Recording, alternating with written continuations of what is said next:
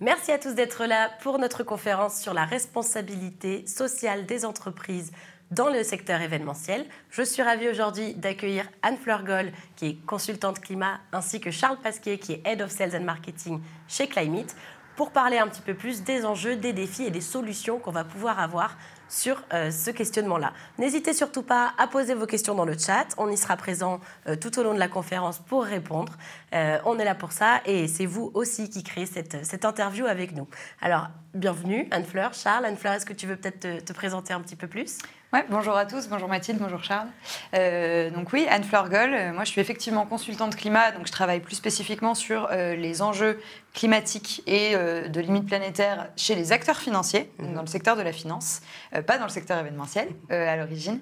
Et je suis aussi militante sur tous ces sujets, principalement en essayant d'appeler tous les professionnels à se poser la question de l'impact de leur travail sur l'environnement.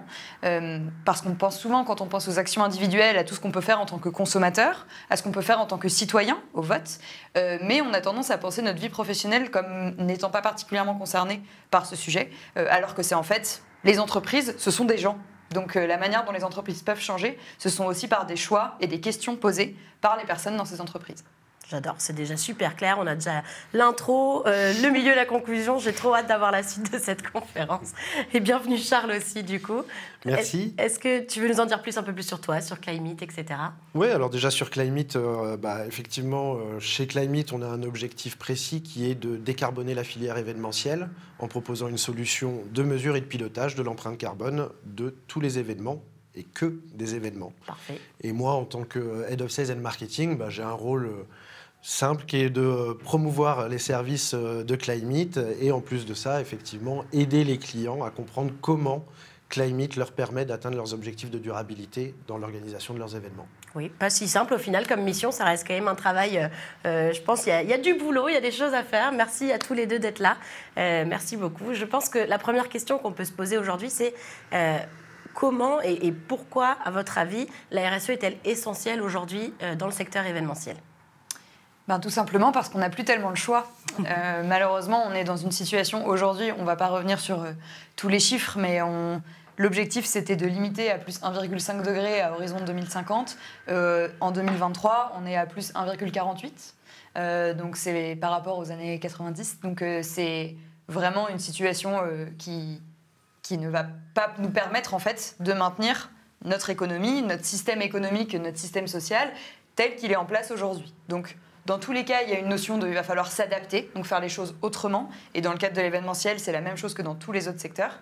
Et il y a aussi une notion de réfléchir aux impacts que nous, on a sur l'environnement. Donc c'est un peu le principe de double matérialité, c'est-à-dire d'un côté, comment est-ce que moi, j'impacte l'environnement. Donc ça, j'imagine qu'on en parlera avec Charles sur comment est-ce que l'événementiel impacte l'environnement. Mais il y a aussi comment est-ce que l'environnement m'impacte. Et donc, pourquoi est-ce que je dois changer ? Tout simplement parce qu'on ne peut plus faire les choses de la même manière.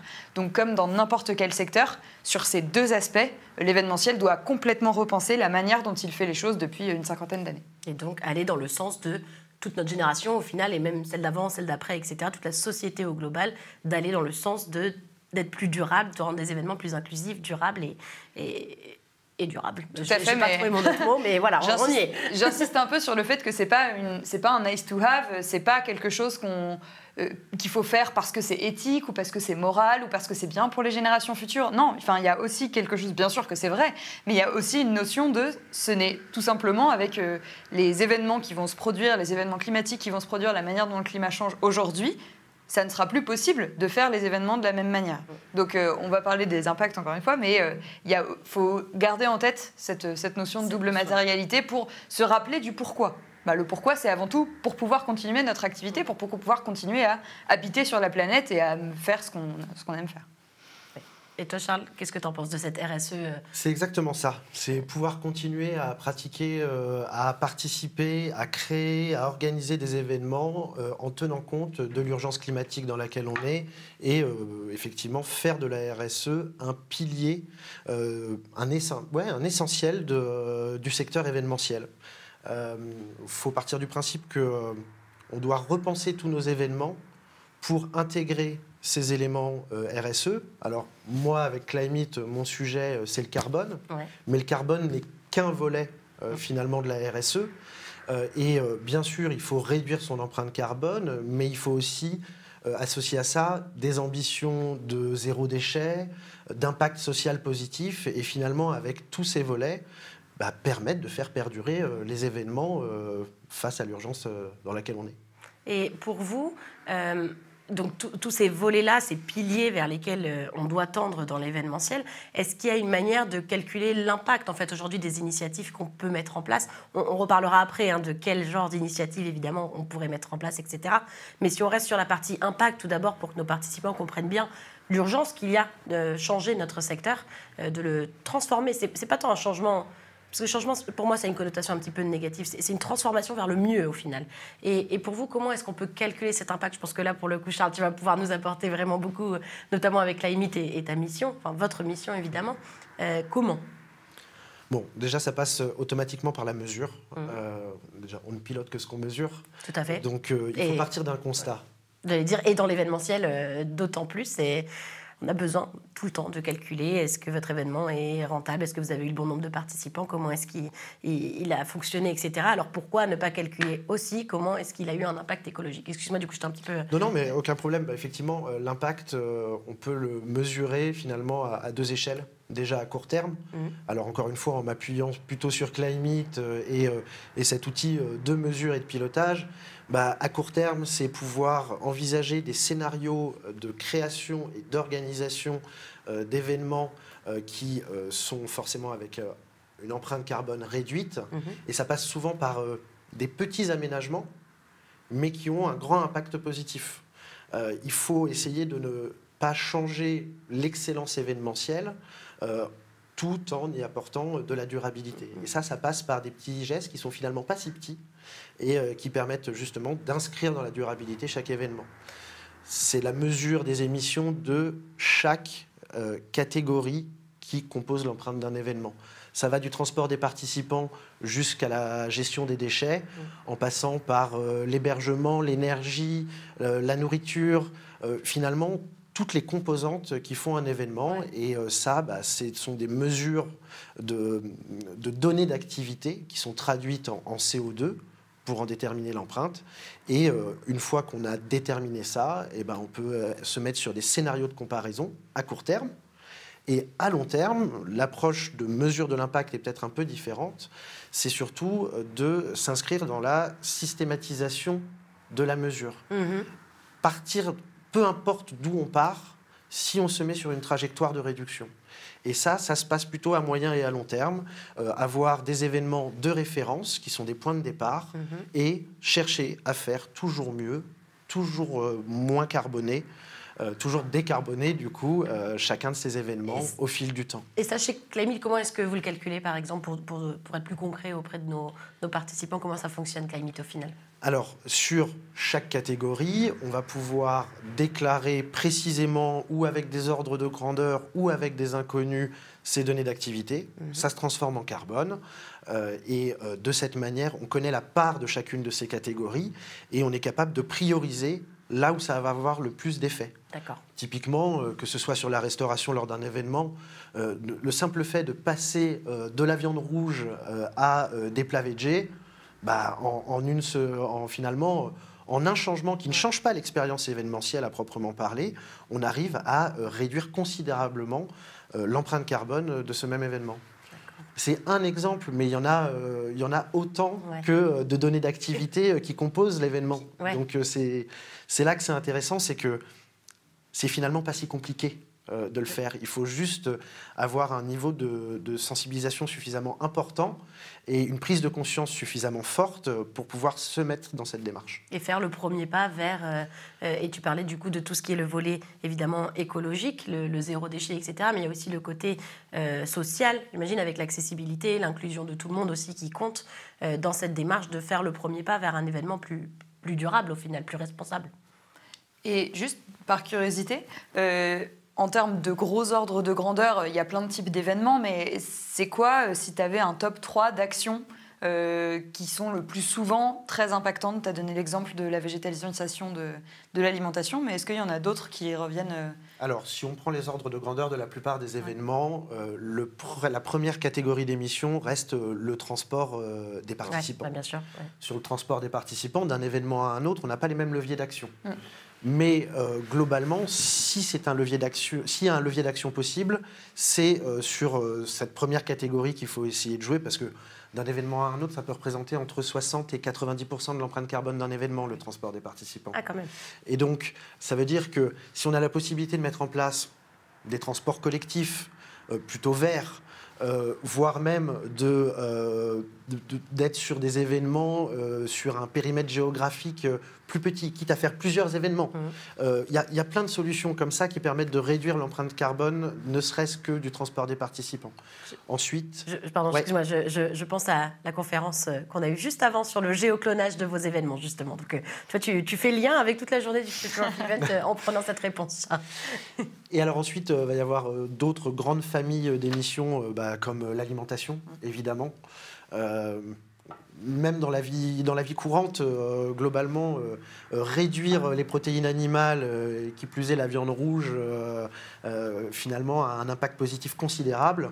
Donc sur la restauration, c'est le deuxième levier qui est assez simplement activable, surtout sans dénaturer l'événement pour autant. Et si on devait en prendre un troisième, l'hébergement automatiquement et aussi le transport qui est associé à cet hébergement, ou encore ne serait-ce que l'énergie, sont des leviers qui sont facilement activables et pour, on va dire, des résultats qui sont significatifs et visibles directement. Tu t'attendais à cette réponse ou tu en avais d'autres en tête, toi, Anne-Fleur ? Non, le transport, je m'y attendais un petit peu. Non, mais effectivement, comme tu viens de le souligner sur l'alimentation, l'événementiel, ça n'est que rassembler des gens. Donc, ces actions-là, c'est aussi les actions clés à mettre en œuvre dans notre quotidien en tant que consommateur. Sur la manière dont on se déplace. Donc, l'avion, la voiture, c'est les deux plus gros leviers qu'on peut mettre en place à l'échelle individuelle. Donc, ça ne m'étonne pas vraiment comme réponse. Très bien. Ma question suivante, et qui, je pense, doit revenir pas mal quand même dans l'imaginaire collectif, c'est aussi quels sont les défis à relever. Parce qu'aujourd'hui, je pense que la plupart d'entre nous, on n'est pas contre de faire des événements plus durables. En tout cas, ce serait bizarre d'être contre. Je ne vois pas pourquoi on pourrait être contre. Mais par contre, on a des questions de comment, au final, y arriver. Ok, je peux calculer mon impact, etc. Mais j'ai peur. Est-ce que ça va me coûter plus d'argent ? Aujourd'hui, on est quand même dans un secteur et même dans un contexte géopolitique et social et économique qui fait que voilà, les budgets sont aussi plus serrés pour les événements aujourd'hui. Comment est-ce que je peux faire en sorte que ça ne me coûte pas un bras d'être plus durable ? Comment est-ce que je veux bien mettre en place des premières actions, etc. Mais comment faire ? Au final, le principal défi auquel vous pouvez penser, il peut y en avoir plusieurs, c'est pas un problème, à relever, et pour rassurer un petit peu nos participants aujourd'hui, quel serait le principal défi que vous voyez ? Comme ça, après, on pourra parler des solutions de ce défi. Pour moi, c'est vraiment remettre en question ce qu'on considère comme étant la normalité. Donc forcément, moi, j'ai un point de vue qui est un peu cross-sectoriel, mais c'est le fait de se dire, par exemple, sur des trucs très spécifiques de l'alimentation, de se dire, bon, ça me représente vraiment beaucoup d'efforts d'aller chercher un autre traiteur que d'habitude pour faire du végétal. Le traiteur, il n'a pas l'habitude. Voilà, donc de le voir comme une somme d'efforts supplémentaires à mener pour à la fin, effectivement, que potentiellement ça coûte plus cher. Enfin, le voir comme cette somme d'efforts comme étant sortie de la réalité et comme pas sortie de la réalité, sortie de ce qu'on considère comme étant normal. Et pour moi, le plus gros défi aujourd'hui, c'est arriver à, quand on crée un événement, remettre totalement en question ce qu'on considère comme normal. C'est-à-dire pas de dire, bon, qu'est-ce qu'on fait normalement ? Et spécifiquement, quels sont les efforts supplémentaires à faire pour que ce soit durable ? C'est plutôt prendre conscience que nous vivons dans un monde contraint en termes de ressources et qu'on n'a pas les ressources illimitées. C'est la même chose que pour l'argent. On n'a pas des ressources illimitées en eau, en énergie, en alimentation. Donc en fait, se poser la question de comment est-ce que j'alloue ces différentes ressources. À chaque fois qu'on utilise un objet à usage unique, d'avoir conscience que ça va être de la ressource perdue. Donc de vraiment se mettre dans cet état d'esprit-là. Et pour moi, à partir du moment où on se met dans cet état d'esprit-là, tout est beaucoup plus facile. Parce qu'en fait, une fois qu'on a intégré les enjeux, la manière d'y répondre, et ben ensuite, les choix, ils se font de manière logique. Et est-ce que pour toi, désolée, j'anticipais un petit peu la partie solution, mais parce que ta réponse m'entraîne une autre question, ça passe forcément par une sensibilisation, du coup, ce fait de changer de mindset sur justement qu'est-ce qu'on considère comme normal. Alors effectivement, il y a beaucoup de sensibilisation et il y a beaucoup de... au-delà de la pure sensibilisation, qui est un mot un petit peu faible, mais qui est simplement l'éveil dans le cerveau de chacun de « on vit dans un monde contraint ».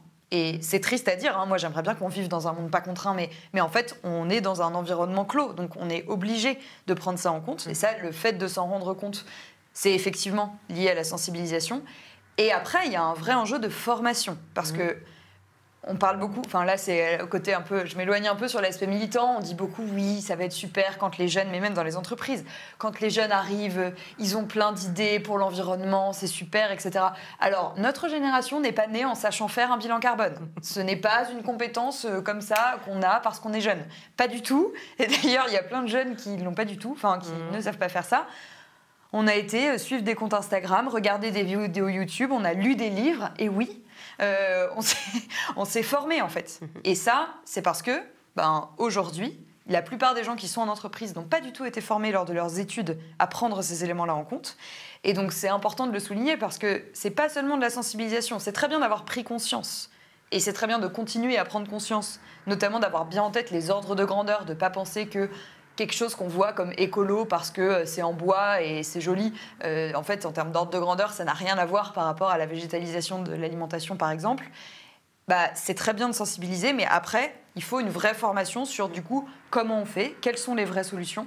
Et donc ça, c'est un vrai gros point pour les entreprises dans l'événementiel, je pense. Et on va y revenir, du coup, dans la partie solution juste après. J'avais juste envie d'avoir ton échange là-dessus, sur cette sensibilisation. Maintenant, je sais que c'est un mot un poil trop faible. Du coup, j'utiliserai prise de conscience. Non, mais c'est très important de sensibiliser au début, parce que des gens, ils ne vont pas s'intéresser à des formations s'ils n'ont pas compris pourquoi ils le font. Donc c'est tout à fait nécessaire comme première étape. Je ne diminue pas du tout les fresques du climat, les ateliers d'automne. C'est vraiment des très, très bons outils.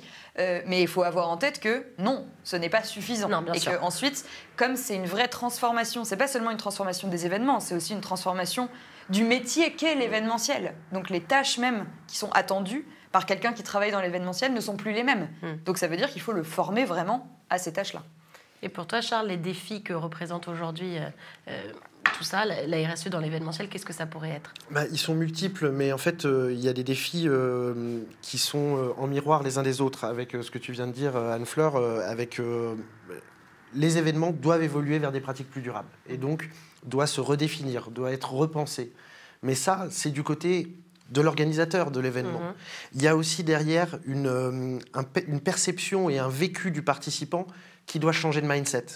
C'est hyper important parce qu'en fait, encore une fois, on va dire que la démarche de durabilité, elle est déjà avant tout individuelle, mais elle doit, et je pense qu'on va en parler après, mais elle doit être aussi collective. Bien sûr. Et à partir de ce moment-là, cette collectivité, ça se passe entre aussi bien les organisateurs que les participants et entre toutes les parties prenantes qui sont là. Donc, le défi, c'est pour ça que les défis sont multiples et surtout, ils sont attribués à chaque partie prenante. Et donc, globalement, c'est en poussant l'ensemble de ces défis ensemble qu'on arrivera à des résultats. Et en fait, globalement, on va dire les initiateurs de solutions vont devoir aussi tirer les autres avec eux. On a des lois, des réglementations européennes qui sont en train d'être mises en place, mais ça, pour moi, c'est un peu la voiture balai qui va obliger tout le monde à aller dans cette direction. Et si je reste sur cette histoire de voiture balai, ça veut dire aussi qu'il faut plutôt suivre le peloton de tête qui va un peu tirer tout le monde plutôt que d'attendre d'être ramassé par obligation. Donc le défi, c'est de prendre le sujet suffisamment tôt, déjà pour pouvoir l'apprécier, ce sujet, et pas le subir. Et effectivement, que ce soit une action co. Vraiment.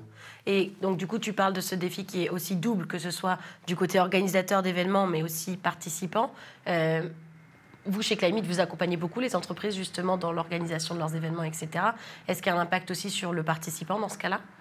Alors, on s'occupe des entreprises, mais finalement, par effet de ricochet, les participants on va dire, sont impliqués dans la démarche.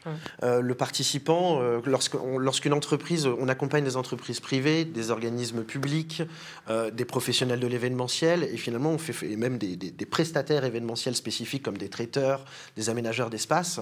L'idée, c'est que en les accompagnant tous, finalement, on accompagne aussi le participant. Le participant, quand il va s'enregistrer sur un événement, même au travers d'une plateforme comme Liti, il peut aussi remplir dans un formulaire comment je suis venu à mon événement, quel a été le moyen de transport principal que j'ai utilisé et sur quelle distance. Et déjà, on met la puce à l'oreille du participant que cette information, elle est importante pour que lui se rende compte « Ah, peut-être que j'aurais pu le faire autrement ». Donc ça veut dire que en tant que Climate, je ne parle pas directement aux participants, mais je mets en place les éléments, ou en tout cas, j'aide mes entreprises clientes à mettre en place les éléments qui vont permettre aux participants d'avoir peut-être ce petit déclic. C'est génial. C'est peut-être super. Même, le participant va finir par interpeller l'organisateur. Et ça, il faut compter peut-être, alors je pense que c'est toutes les générations aussi, mais on va dire que les plus jeunes générations sont peut-être encore plus capables d'interpeller publiquement. Et à ce moment-là, c'est peut-être aussi le déclic supplémentaire, non pas du côté du participant, mais du côté de l'organisateur. Parce qu'on n'a plus le choix, on nous le demande aujourd'hui. Oui, ce qui fera l'adhésion à un événement, c'est naturellement aussi le participant. Si le participant n'adhère pas à la démarche, le participant soit ne vient pas, soit il va à contre-cœur. Et donc, alors, il y a plein de types d'événements. Hein. Il y a des séminaires d'entreprise, il y a des festivals de musique et tout un panel au milieu. On les couvre tous, mais en l'occurrence, l'approche participant n'est pas la même sur chacun de ces événements. Je rebondis rapidement sur les interpellations. Je pense que c'est très important de garder en tête que n'importe qui peut interpeller. Et que si c'est un séminaire d'entreprise, ça peut être juste de se poser la question, si vous y participez, vous n'étiez pas dans l'équipe d'orga, mais attendez, pourquoi est-ce qu'on n'a pas envisagé de faire quelque chose en France? Pourquoi est-ce que, si on est une entreprise française, bien sûr, juste de poser des questions. Et ça, c'est en tant que participant, ça peut être en tant qu'intervenant dans un événement, ça peut être, en fait, du moment où vous vous posez une question, parce qu'il y a une petite voix dans votre tête qui vous dit « ça, c'est pas comme j'aurais fait », ou alors « mais ça, c'est pas très écolo, non ?» En fait, la poser à quelqu'un, sans forcément être dans un esprit de confrontation, mais juste de se poser la question, et ensuite ça se sera remonté pour dire ah oui, on nous avait posé la question l'année dernière, donc c'est vrai qu'on pourrait peut-être regarder pour voir quel est l'impact, et ça crée, ça essaime après, et ça crée des la graine du changement au final. Vous n'y perdez rien à essayer d'interpeller sur ces sujets dans n'importe quel événement, peu importe le contexte et peu importe votre rôle dans cet événement. D'accord. Et en termes de, du coup, on est là aussi pour parler de Future of Events, c'est le nom de notre conférence. Pour vous, l'événement du futur, évidemment, il est durable, il est inclusif, il est plus responsable, mais il ressemble à quoi? Au final, quelles pourraient être ces premières graines qu'on essaime, dont on a parlé? On a déjà parlé de quelques solutions, mais qu'est-ce qui serait pour vous l'idéal qu'on pourrait dès maintenant tous plutôt facilement mettre en place, ou même pas forcément facilement? J'imagine qu'il y a deux leviers de réponse à cette question-là, mais si on parle d'un organisateur d'événements, j'ai pas envie de dire lambda, parce que personne n'est lambda évidemment, mais de base, et ensuite quelqu'un qui a peut-être une conscience RSE un petit peu plus développée déjà dans ces événements, quels sont les premiers pas, les premiers steps qu'on pourrait déjà mettre en place pour l'événement du futur? Alors, globalement, avec ce qu'on vient de dire juste avant sur la diversité des événements, il n'y a pas un événement durable du futur, mais probablement autant que les typologies d'événements qui existent. J'aime beaucoup. Donc, c'est finalement des solutions qui ne sont pas des solutions adaptées. Finissent par ne pas être hyper efficientes. Oui, il n'y a pas de généralité, en fait. Exactement. Et donc, je pense que déjà, la première démarche, c'est de se dire que les critères RSE doivent devenir des éléments de décision dans la manière dont on organise et on exécute son événement. Aujourd'hui, certains le font, mais d'autres y pensent, mais ça n'est pas un critère de décision de la même manière que peut l'être le budget, que peut l'être la sécurité ou même le contenu. Là, en fait, la RSE doit devenir un critère de décision. Je pense que c'est déjà comme ça que les événements du futur que je souhaite au présent plutôt, d'ailleurs. C'est pour ça qu'on se lève tous les jours. Hein. Je pense que c'est déjà la première chose à faire pour envisager un Future of Event. Ok, merci. J'aime beaucoup cette réponse. Ça te fait limite presque office de conclusion. J'ai pas envie de finir tout de suite, mais elle est belle. J'en ai une autre. Ok, très bien. Non, effectivement, tout à fait d'accord. C'est-à-dire prendre toutes les actions dont on a parlé sur le transport, sur l'alimentation, comme étant partie intégrante des décisions et des choix qui vont être faits pendant tout l'événement. Ensuite, il y a aussi pour moi assumer d'être un exemple. On parlait d'être en tête de peloton. Moi, pour donner un exemple un peu personnel, moi, je me marie cet été. Et dans l'organisation de mon mariage... merci beaucoup. Dans l'organisation de mon mariage, j'essaye évidemment d'avoir en tête l'intégralité de ces ordres de grandeur-là parce qu'ils conditionnent tout ce que je fais dans ma vie. Donc ça passe par plein de choses très concrètes. Et on a précisé notre démarche à tous nos invités. Et on leur précise bien qu'il y a certaines choses qui visent directement à réduire l'empreinte. Et il y en a d'autres qui ont vocation à... alors, il y en a d'autres qui ont vocation à plutôt réduire d'autres aspects que le carbone. On en a parlé sur l'empreinte qu'on peut avoir sur un lieu, etc. Et enfin, il y en a qui sont juste là à titre d'exemple. Nos tenues de mariée vont être exclusivement de seconde main.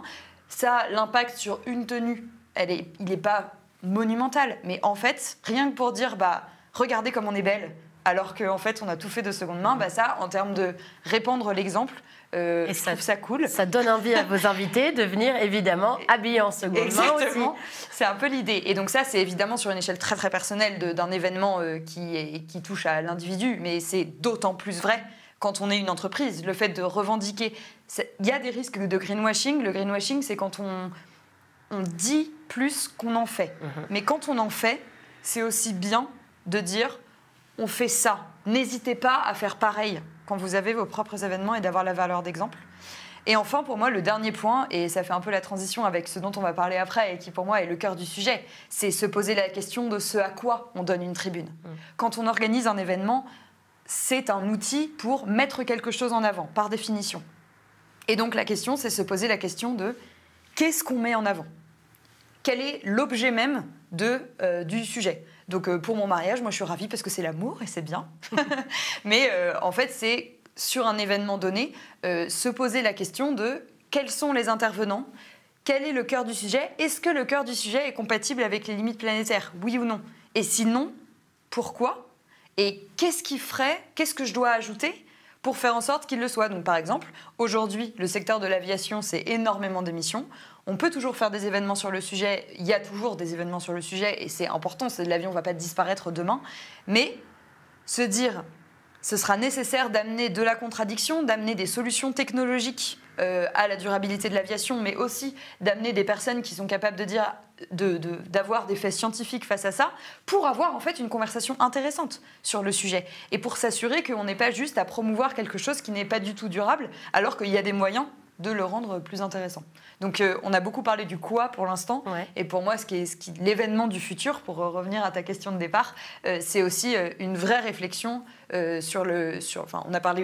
a beaucoup parlé du comment, et l'événement du futur, il se pose aussi la question du quoi. Du quoi, parce que du coup, tu as déjà posé la question dans ta réponse de la question, etc. Le quoi, justement, qu'est-ce qui doit être mis en avant ? Ça revient un petit peu aussi avec la question de tout à l'heure sur, selon vous, les initiatives qui sont mises en place, etc. Comment, à la fois, on les calcule, comment est-ce qu'on le sait, qu'elles vont dans la bonne direction, etc. Qu'est-ce qui doit être mis en avant, également dans ces éléments-là et dans ces événements-là du futur, excusez-moi, je perds mes mots avec tout ça. Comment on doit mettre cela en avant et quoi ? Qu'est-ce qui doit être mis en avant ? Quelle est la tribune au final aujourd'hui d'un événement ? Et attention, là je parle d'événements, ça peut être un grand salon international comme un mariage évidemment, comme aussi un séminaire d'entreprise, une réunion avec des commerciaux. Un événement aujourd'hui, ça peut être tout au final. C'est important ce point. J'aime beaucoup le fait de parler de son mariage parce qu'on rentre toujours par le prisme de l'événement business. Oui. Mais en fait, on a tous un rôle à jouer aussi sur des événements de type personnel. Bien sûr. Et donc, déjà, je parlais d'une palette d'événements et je prenais les événements business, mais cette palette, elle s'agrandit encore avec les événements perso. Bien sûr. Et l'un dans l'autre, en fait, cette exemplarité qui est nécessaire, qui doit être portée et qui permet de dépasser la sensibilisation pour se mettre dans un discours de preuve et justement que ce peloton de tête tire tout le monde, et ben ça passe aussi par des individualités qui permettent de le faire. Et donc je suis hyper à l'aise avec ce discours que j'aime beaucoup. J'ai un profil qui est assurément moins militant, mais qui en revanche te retrouve dans cette approche et cette petite histoire de ton mariage qui permet de comprendre. Merci beaucoup, mais c'est vrai qu'en plus le profil militant amène souvent à être contre certaines choses parce que malheureusement aujourd'hui il y a énormément de choses dans ce qu'on fait qui ne vont pas. Donc par défaut on est contre quelque chose, mais moi, ce que j'aime aussi beaucoup dans une autre partie du militantisme, c'est justement montrer ce qui peut être mieux. Et du coup, de dire à tout le monde, on vous donne un train, on vous donne rendez-vous à la gare à cette heure-là, et ensuite, on a loué un car pour tout le monde, pour aller jusqu'au lieu où on loge tout le monde avec, dans des tout petits trucs, pour qu'il n'y ait pas 1000 hébergements loin, pour que personne n'ait à venir avec sa voiture, avec de l'alimentation végétale, pour vous montrer que oui, ça peut être délicieux. Donc toutes ces choses-là, c'est pour en fait amener énormément de joie dans ça. Et ça, c'est vrai pour les événements. Je pense que quand on fait un événement, on veut aussi marquer les participants, c'est sûr. Et ça passe par les discours et ça passe par le comment. C'est assez. L'aspect exemplarité, il est bien pour soi, mais il est aussi bien pour montrer la voie de ce qu'est un monde possible. Et je pense que tu viens encore une fois de dire ce qui est le plus important pour moi pour solutionner ce sujet et répondre à cette urgence et à ces enjeux. C'est effectivement le prérequis, c'est de conserver toute l'attractivité et la chaleur de la rencontre que procurent les événements.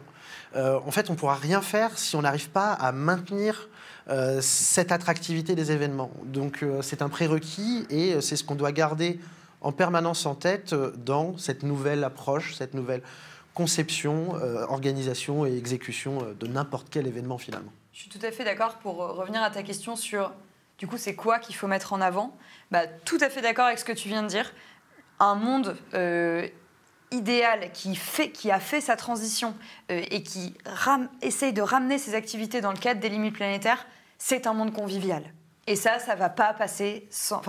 L'événementiel est partie intégrante de cette vision-là. Et donc ça, il faut vraiment le garder en tête. C'est que personne n'est l'ennemi. Le sujet, c'est sur qu'est-ce qu'on met en avant et comment est-ce qu'on le représente. Mais c'est sûr que c'est un monde de joie, de rencontres, de partage. Et c'est ça que proposent les événements. Et ensuite, sur ce qu'on met en avant, ça revient un peu sur ce que je disais tout à l'heure. Comme tu disais, il y a 1000 types d'événements. Mais... aujourd'hui, je pense que quand on fait un événement, et surtout quand on est organisateur, parfois on ne se pose pas nécessairement la question de ce pourquoi est l'événement. Notamment quand on est une entreprise d'événementiel, qui a tout simplement des clients, ou alors quand on est dans un service événementiel de sa propre entreprise, ou des choses comme ça. Arriver à être acteur de l'événement, et du coup à être force de proposition dans ce qui va être le cœur du sujet, et donc à de dire il nous faut des intervenants sur le sujet des limites planétaires du secteur, il nous faut des conférences dédiées, il faut des événements comme ça, et de dire que ça c'est un critère, c'est quelque chose de très important. Moi je travaille sur le secteur financier. Le secteur financier c'est un levier énorme sur les entreprises de tous les secteurs. Concrètement, demain, vous aurez plus de mal à avoir un crédit pour votre entreprise si vous n'avez pas mis en place une démarche de transition où vous aurez un crédit à un taux plus élevé qu'une autre. Ça, c'est un levier puissant. Ça amène beaucoup d'entreprises à changer. Mais ce qui est intéressant, c'est que tous les acteurs, toutes les parties prenantes d'une entreprise peuvent faire pression pour qu'elle bouge. Donc, par exemple, si une entreprise d'événementiel dit à un de ses clients nous, on a une démarche de durabilité, donc si le cœur de votre sujet, vous ne me démontrez pas qu'il est compatible avec les limites planétaires, on est désolé, mais on ne va pas pouvoir faire cet événement pour vous. Je sais que c'est quelque chose qui aujourd'hui n'existe pas tellement, mais en tout cas, c'est quelque chose d'intéressant. Pourquoi pas aller l'explorer? Pourquoi pas engager cette conversation? Là, j'ai pris un exemple extrême de type nous ne travaillerons pas pour vous. Mais il peut y avoir une démarche de construction et de réflexion abordée sur ce que j'aime dans ce que tu dis, c'est qu'en fait, c'est faire de l'événement une plateforme, au final, de discussion, d'ouverture vers ce débat-là et vers comment on crée du coup cet événement plus durable. Quelles sont les graines dont on a parlé tout au long de la discussion pour arriver jusqu'au peloton de tête. Quels sont les coups de pédale à mettre, on va dire, si on reste dans ta métaphore, du coup, pour rejoindre le peloton plutôt que de rester derrière avec la voiture balai. Et je tiens à préciser que ça peut paraître être une espèce de mise en avant d'une opinion par rapport à d'autres, d'amener du politique dans des sujets qui ne le sont pas, etc. C'est vraiment pas le cas aujourd'hui. Malheureusement, si ça ne pouvait être qu'une conviction, ce serait bien, parce que ça voudrait dire qu'on pourrait débattre du fond du sujet. Et malheureusement, aujourd'hui, on n'a plus le choix. Enfin, c'est pas une conviction, c'est juste aujourd'hui, on est dans ce monde contraint. Donc la question, c'est comment on fait pour le faire avancer. Donc sachez qu'avoir cette démarche avec votre entreprise, ce n'est absolument pas un choix politique. C'est un choix rationnel, business, face à une situation. Donc il n'y a pas besoin d'y amener plus que ça ne l'est. Et puis je pense qu'il faut... alors, je vais prêcher un petit peu pour ma paroisse aussi, mais il faut ramener aussi de l'outillage adapté. L'outillage adapté pour que chacun puisse prendre sa part sur ce sujet et sur cet objectif commun. Ça passe effectivement avec des outils comme Climate pour la mesure, mais aussi avec des acteurs qui sont là pour retraiter les déchets qui sortent des événements. Il faut passer sur de la location de matériel plutôt que de faire simplement des aménagements pour un seul événement à usage unique. Enfin, la notion d'usage unique, ça marche pour le plastique, mais ça marche aussi pour le reste. Et ces outillages et ces acteurs, ils sont tous en train de graviter autour de cette sphère et de cette filière événementielle. Et il y a un outil, un acteur pour chaque élément, chaque levier d'amélioration. Et aujourd'hui, il ne faut surtout pas hésiter à échanger avec tous ces acteurs. Et ces acteurs, en fait, ils travaillent tous ensemble en synergie pour un même but. Le but, encore une fois, celui pour lequel on se lève ce matin ou celui pour lequel on pédale pour rejoindre ce plan de tête, ce peloton de tête. C'est dur à dire, hein, on est d'accord. J'ai eu du mal aussi. J'avais eu beaucoup moins de mal tout à l'heure. Mais ouais, c'est important de parler au-delà de la sensibilisation, il faut donner les clés. Et les clés, ça passe par des outils, ça passe par des formations, ça passe par, bien sûr, la sensibilisation, mais elle ne se suffit pas à elle-même. Et je reste persuadé, sinon je ne ferais pas ça, je reste persuadé que les bons outils permettent de bâtir finalement les meilleures fondations du futur, et donc du futur des événements. Parfait. J'allais vous demander quelques petits mots pour conclure parce qu'on arrive dans le temps imposé. Mais est-ce que tu en as d'autres à rajouter après ces magnifiques derniers? Oui, je pense que j'en ai une autre parce que quand on est sur ces sujets et que personnellement j'ai été plutôt un engagé tardif, et encore je ne suis même pas certain de pouvoir me mettre dans la case des engagés, si des plus loin engagés, parce que globalement, ma manière de conclure ce sujet, c'était souvent de dire que l'excellence, en fait, la solution se trouve sur l'équilibre entre l'excellence événementielle et l'excellence durable. Et je pense que ma position évolue encore un petit peu plus, que c'est pas suffisamment assertif pour faire lever les consciences. Je pense en fait surtout que l'excellence événementielle ne peut être que durable. Ce qui est encore un petit peu plus fort, un peu plus engagé et qui, je pense, sert beaucoup plus la cause et le discours face à l'urgence climatique et les enjeux dans lesquels on est. Anne-Fleur, pour conclure aussi. Oui, tout à fait d'accord. Je pense qu'aujourd'hui, un événement qui se veut excellent ne le sera pas s'il ne prend pas en compte ces enjeux. Il n'y a qu'à voir les événements très publics qui ne prennent pas en compte ces enjeux. Ils se font laminer aujourd'hui. Donc je pense que c'est simplement avoir une vision rationnelle que de dire ça. Et je pense que moi, mon mot de conclusion, ce serait de ne pas oublier la fierté que représente le fait de travailler dans ces conditions-là. On a beaucoup insisté sur les difficultés que ça peut représenter de prendre en compte ces enjeux, le fait que c'est nouveau, le fait qu'il faille se former, qu'en fait on ne connaît pas bien les ordres de grandeur, on pense que quelque chose est une idée, en fait c'est pas une bonne idée, donc on change d'avis. Tous ces éléments-là, c'est sûr, c'est nouveau. Tout ça, c'est de la nouveauté, c'est réinventer ce qu'on va faire après. Mais en fait, la fierté que vous en tirez quand vous en parlez aux gens, la fierté que vous allez tirer le jour où vous ferez votre premier événement, où vous avez eu une vraie réflexion sur ce à quoi vous avez donné une plateforme, et où vous en serez fier, et où vous pourrez en parler en disant « Ah ouais, on a fait un événement, on a mis ça en avant, et vraiment c'était super ». Et ça marche pour tout type d'événement. Il y a des festivals de musique maintenant qui intègrent des instants de conférences, de discussions sur le fond des sujets climatiques. Au départ, on peut se dire que ça n'a rien à voir, mais en fait non, ça donne une plateforme à ce sujet-là. La fierté qu'on tire, elle est tellement puissante et elle est tellement cool que je ne peux qu'encourager tout le monde à mener cette expérience-là. Merci. Merci Anne-Fleur, merci Charles. C'était une discussion vraiment très intéressante à suivre. J'espère que nos participants, eux aussi, ont pu être inspirés, que ça leur a donné à eux aussi l'envie de pédaler pour rejoindre ce fameux peloton, j'ai réussi à le dire une fois dans la conférence, de tête, et que vous aussi, chez vous, vous allez commencer, chez vous et même dans votre entreprise, à pouvoir mettre ça en place et à vraiment penser ensemble l'événement durable du futur. Merci beaucoup. N'hésitez pas à poser vos questions dans le chat. On y est encore pour quelques minutes et si on n'a pas le temps, on reviendra vers vous, évidemment, avec nos réponses. Merci.